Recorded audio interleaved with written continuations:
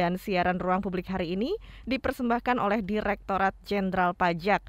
Ruang Publik KBR seperti biasa hadir di tengah-tengah Anda sampai pukul 10 waktu Indonesia Barat, membahas tema kita pagi hari ini, di mana Indonesia sedang mencoba bangkit dari berbagai permasalahan yang ditimbulkan oleh pandemi COVID-19 dan terutama permasalahan di sektor ekonomi. Pemerintah pun berupaya untuk memberikan stimulus agar masyarakat bisa segera bangkit dan perekonomian bisa pulih.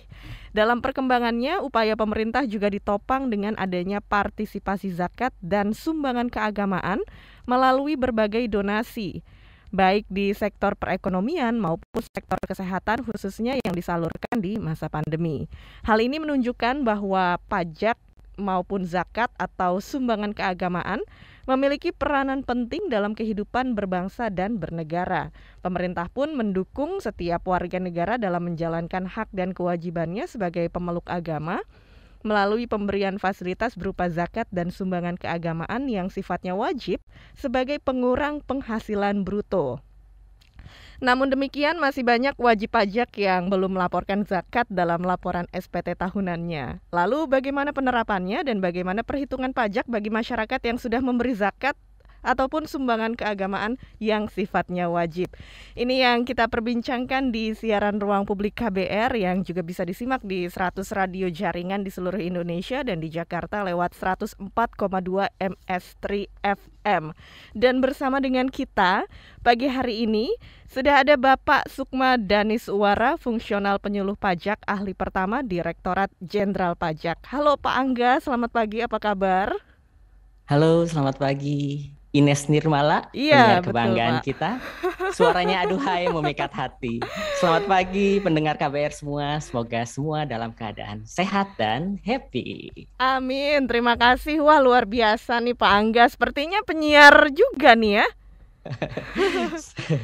Cita-citanya begitu, Mbak Oh, Ines. cita-cita dari penyiar, cita-citanya sekarang jadi penyuluh pajak ya Pak ya. Betul, Mbak. Iya, senang sekali saya bisa bersama dengan Pak Angga dan kita bertemu secara virtual pagi hari ini untuk membahas zakat dan sumbangan keagamaan. Ini bisa dijelaskan dulu sebelumnya Pak Angga, yang disebut zakat dan sumbangan keagamaan itu apa aja sih? Oke, baik ya Mbak Ines dan pendengar KBR semua. Kalau kita bicara zakat ya atau sumbangan keagamaan, saya yakin para pendengar KBR dan seluruh umat beragama di Indonesia pasti sudah paham nih dan dekat sekali dengan kedua istilah ini. Zakat misalnya ya, yang merupakan bagian dari rukun Islam yang ketiga, mungkin secara lugatan atau bahasa dapat kita artikan tumbuh suci dan berkembang. Atau secara istilah berarti harta yang diambil dari jenis harta tertentu, kemudian diberikan kepada orang tertentu, dan dalam jumlah tertentu. Yang tujuannya apa? Ya mungkin sebagai bentuk penghambaan kita sebagai makhluk Tuhan, dan juga perwujudan nyata kita sebagai makhluk sosial. Nah, karena dengan zakat, kita bisa saling membantu sesama nih, khususnya bagi yang membutuhkan. Nah, dalam perspektif yang sama ya Mbak Ines dan pendengar KBR semua, sumbangan keagamaan juga memiliki arti dan peran yang kurang lebih serupa, namun mungkin konteks pemberinya aja yang sedikit berbeda. Ya, kalau mungkin sumbangan keagamaan yang sifatnya wajib ini diberikan oleh pemeluk agama selain Islam gitu ya, seperti saudara-saudara kita yang beragama Katolik, Protestan, Hindu, Buddha, dan lain sebagainya. Nah, mungkin contohnya seperti persepuluhan, kemudian juga ada dana punya, dan lain sebagainya, di mana sumbangan keagamaan yang sifatnya wajib gitu ya, Mbak Ines ya. Mhm. Iya. Nah, ini pertama soal putar zakat dulu nih Pak. Zakat kan Mm-mm, jenisnya ada bermacam-macam juga ya. Dan ini betul. yang bisa dihitung sebagai zakat yang mengurangi penghasilan bruto dalam perpajakan, ini yang mana? Oke, pertanyaan menarik nih. Ya, kalau kita cermati di aturannya memang zakat atas penghasilan. Cuman kita lihat lagi definisi penghasilan tuh apa gitu ya. Kalau kita lihat di Undang-Undang PPH adalah semua tambahan kemampuan ekonomis gitu ya. Mhm. Jadi artinya mau itu atas penghasilan kita berupa gaji, mau kita dari hasil perkebunan, pertanian, dan lain sebagainya, maka sepanjang itu kita keluarkan dalam rangka posisi kita sebagai makhluk beragama gitu ya, maka itu bisa kita klaim nanti dalam laporan pajak kita. Mhm. Nah, konteks zakat dan sumbangan keagamaan yang sifatnya wajib dari sisi perpajakan ini seperti apa nih, Pak? Ya, sebelum kita ngelihat ya zakat atau sumbangan keagamaan ini dari aspek perpajakan, kami ingin menekankan dulu nih, mungkin bagi para pendengar KBR, bahwa seperti tadi narasi yang disampaikan Mbak Ines di awal, bahwa zakat atau sumbangan keagamaan dan pajak tentu saja masing-masing memiliki kesamaan, ya, dan semua memegang peranan penting dalam kehidupan kita. Kesamaannya contohnya misalnya sama-sama wajib dan mengikat atas harta penduduk dari suatu negeri. Kemudian yang kedua, sama-sama harus disetorkan ke badan atau lembaga resmi. Kenapa? Agar alokasinya ini bisa tepat guna. Nah, mungkin kalau untuk zakat atau sumbangan keagamaan itu ada badan atau lembaga yang dibentuk atau disahkan pemerintah. Contohnya apa? Contohnya kayak Baznas, Laznas, dan lain sebagainya.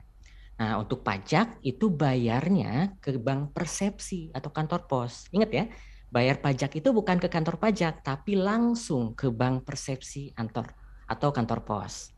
Nah, kemudian kalau kita lihat kesamaan yang ketiga, dan ini juga yang penting ya, sama-sama memiliki tujuan, yaitu untuk menyelesaikan problem ekonomi dan mengentaskan kemiskinan yang ada di masyarakat. Nah, ini sebenarnya menunjukkan bahwa zakat atau sumbangan keagamaan ini bisa sama-sama berjalan beriringan, bukan saling meniadakan ya, Mbak Ines ya. Jangan sampai nih ada pemikiran liar kayak gini, Mbak Ines dan Mhm, pendengar KBR. ya? Kan saya udah bayar zakat nih, nggak usah Mhm. lah bayar pajak lagi gitu ya. Mhm Atau mhm. sebaliknya, saya udah bayar pajak, saya nggak mau nih bayar zakat atau sumbangan keagamaan. Mhm. Nah, pemikiran tersebut sebenarnya kurang pas karena baik itu pajak maupun zakat ataupun sumbangan keagamaan lain yang sifatnya wajib, masing-masing ini punya manfaat buat kehidupan kita. Nah, Betul. balik lagi ke pertanyaan Mbak Ines tadi, kita lihat aspek perpajakan dari zakat atau sumbangan keagamaan yang sifatnya wajib. Nah, di sini kita bisa lihat dari 3 sisi. Pertama, kita lihat dari sisi pembayar zakat atau mungkin istilahnya muzaki atau Iya. mungkin pembayar sumbangan keagamaan. Mhm. Kemudian yang kedua, kita bisa lihat aspek perpajakan dari badan atau lembaga amil zakat atau lembaga keagamaan yang dibentuk dan disahkan oleh pemerintah, di mana dia ditugaskan untuk mengumpulkan, mengelola, ataupun menyalurkan zakat dan sumbangan keagamaan yang kita bayarkan ke badan atau lembaga tersebut. Nah, yang ketiga, kita juga bisa lihat dari aspek penerima zakat atau mustahik atau penerima sumbangan keagamaan yang sifatnya wajib. Nah, setiap aspek-aspek tersebut, baik itu pembayar zakat atau pembayar keagamaan, sumbangan keagamaan, mohon maaf, kemudian dari sisi badannya atau lembaga yang menerimanya, maupun dari sisi penerimanya, Mhm. nanti ada perlakuan perpajakan yang berbeda-beda, Mbak. Oke, ini menarik ya. Nanti perlakuannya seperti apa, kita bahas juga ya satu persatu kita bedah nih Pak Angga. Tapi yang Betul jelas sekali. bagi setiap warga negara, baik zakat ataupun pajak, ini keduanya wajib ditunaikan ya Pak ya. Betul, satu sebagai kita makhluk Tuhan, yang satu lagi sebagai tugas kita sebagai warga negara, khususnya negara Republik Indonesia. Iya. Nah, apakah semua warga negara bisa mendapatkan fasilitas ini ya Pak, zakat dan sumbangan keagamaan sebagai penghasilan bruto? Ya, pada dasarnya kalau kita cermati ya di regulasi yang mengatur zakat atau sumbangan keagamaan, semua yang melakukan pembayaran zakat ataupun sumbangan keagamaan yang sifatnya wajib ini mendapatkan fasilitas perpajakan, gitu ya. Nanti kita bisa lihat apakah dia itu orang pribadi seperti saya, Mbak Ines atau pendengar KBR semua, atau bisa juga berbentuk badan usaha dalam negeri. Gitu. Nanti kita lihat mungkin dari sisi pemberinya seperti apa, badan penerimanya seperti apa, sama penerima zakat atau sumbangannya seperti apa. Oke, kalau gitu sekarang kita lihat dulu, aspeknya dari sisi pemberi zakat atau yang membayarkan sumbangan keagamaan. Nah, itu seperti apa? Nah, baik, kita mulai kupas dulu ya, satu Iya. demi satu ya. Kita bahas dari sisi pemberi atau muzaki atau mungkin pembayar sumbangan keagamaan, ya. Nah, kita lihat dari landasan hukumnya dulu. Nah, karena kan landasan hukum ini menjadi dasar kita berpijak. sebenarnya aturan mengenai zakat atau sumbangan keagamaan ini relatif sedikit ya. Jadi nanti pendengar KBR bisa cek, bisa pelajari, dan ini mudah dipahami. Kita mulai dari runutan paling atas dulu, hierarki paling atas, yaitu dari sisi Undang-Undang Pajak Penghasilan. Nah, aturan yang mengatur mengenai zakat atau sumbangan keagamaan yang wajib ini dari sisi pemberi, itu kita bisa lihat di pasal 9 ayat 1 huruf G, Undang-Undang Pajak Penghasilan. Secara sederhana, jadi pada dasarnya ya, dalam kita menentukan sebuah penghasilan kena pajak, bantuan atau sumbangan keagamaan ini tidak boleh menjadi pengurang penghasilan kena pajak. Pada dasarnya itu prinsipnya. Namun karena pemerintah kita ingin warga negara Indonesia gitu ya bisa berpartisipasi aktif dalam menjalankan tugasnya sebagai umat beragama. Nah, untuk zakat dan sumbangan keagamaan ini mendapatkan fasilitas. Nah, fasilitasnya apa? Yaitu dapat menjadi pengurang penghasilan bruto yang secara tidak langsung nanti akan mempengaruhi atau mengurangi nilai jumlah pajak yang harus kita bayarkan ke kas negara. Nah, itu hierarki paling atasnya. Sekarang kita coba turun sedikit ke peraturan pemerintah ya, nomor 60 tahun 2010. Nah, di peraturan pemerintah nomor 60 2010 ini mengatur ruang lingkup zakat atau sumbangan keagamaan yang sifatnya wajib yang seperti apa yang nanti dapat dikurangkan dari penghasilan bruto. Kemudian kita turun lagi setelah peraturan pemerintahnya ya, Mbak Ines dan pendengar KBR, kita lihat dari bagaimana tata caranya. Jadi ada tata caranya ini untuk membebankan zakat sama sumbangan keagamaan yang wajib ini supaya dapat dikurangkan dari penghasilan bruto. Nah, ini diatur dalam Peraturan Menteri Keuangan nomor 254 garis miring PMK titik 03 garis miring 2010. Nah, turun lagi kita ke Peraturan Dirjen Pajak nomor 6 garis miring PJ garis miring 2011. Nah, ini mengatur tentang pelaksanaan pembayaran dan pembuatan bukti bayar atas zakat atau sumbangan keagamaan. Dan terakhir ya, itu ada Peraturan Direktur Jenderal Pajak nomor Per 5 garis miring PJ 2019 yang telah diubah terakhir dengan Peraturan Dirjen Pajak nomor 8 garis miring PJ 2021. Nah, di sini dijelaskan ada listnya nih. Badan atau lembaga yang dibentuk atau disahkan oleh pemerintah yang ditetapkan sebagai penerima zakat atau sumbangan keagamaan yang wajib yang dapat dikurangkan dari penghasilan bruto.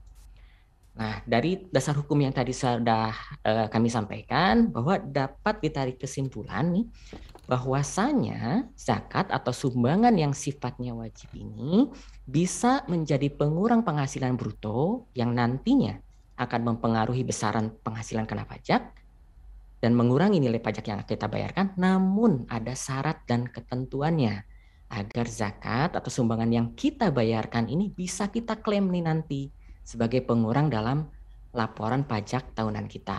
Nah, mungkin itu ya sekilas ya aspek perpajakan dari sisi pemberi zakat atau muzaki atau pemberi sumbangan keagamaan yang sifatnya wajib. Oke, baik Pak Angga, ini sudah dijelaskan lengkap ya aspeknya dari sisi muzaki, pembayar pajak atau yang membayar sumbangan keagamaan. Nanti bisa kita bahas lagi Pak bagaimana pelaksanaannya, syarat ketentuannya, dan bagaimana kita bisa mengklaim juga hal ini ya, bisa kita dapat cashback istilahnya mungkin ya Pak ya. Betul. Iya betul Mbak Ines. Cashback ya, menarik juga istilahnya. Ini bahasa zaman sekarang nih, kalau orang lihat cashback udah pasti tertarik. Oke, Pak Angga, ini kita beri kesempatan untuk pendengar kita. Sekarang sudah ada yang bergabung lewat telepon, yaitu Ocha di Cawang. Langsung saja kita angkat teleponnya. Selamat pagi Ocha. Halo, selamat pagi. Iya, Ocha, apa yang mau ditanyakan atau disampaikan ke Pak Angga dari Ditjen Pajak? Oke, baik. Saya ingin bertanya, sebenarnya zakat atau pendapatan keagamaan lainnya ini dapat mengurangi pajak sebesar berapa persen atau berapa rupiah sih, Pak? Oke, dapat menguranginya berapa banyak gitu ya? Iya, Oke, Pak Angga, ini bisa dijawab pertanyaan Ocha setelah jeda. Ini sekarang kita break dulu sebentar dan kita juga terus mengajak pendengar kita untuk bergabung lewat telepon bebas pulsa di 0800 2457893 atau Anda juga bisa bergabung lewat WhatsApp di 0812 118 8181 dan juga Anda bisa bergabung lewat live chat YouTube di channel Berita KBR. Jangan kemana-mana, tetap di siaran Ruang Publik KBR.